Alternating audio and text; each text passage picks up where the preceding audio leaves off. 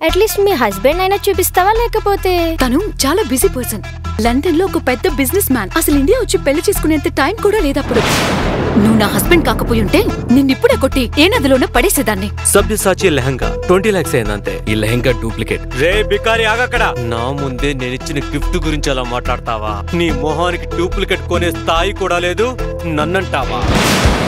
సభ్యసాచి నుంచి అర్జెంట్ గా నాకు ఒక లెహంగా కావాలి. దాని కాస్ట్ మినిమం ₹1,00,00,000 అయి ఉండాలి. ఆయన ఎవరో తెలుసా? ఒక స్పెషల్ పర్సన్ తో మీకు మీటింగ్ అరేంజ్ చేశాను. ఇది ₹200 కోట్ల డీల్ సార్.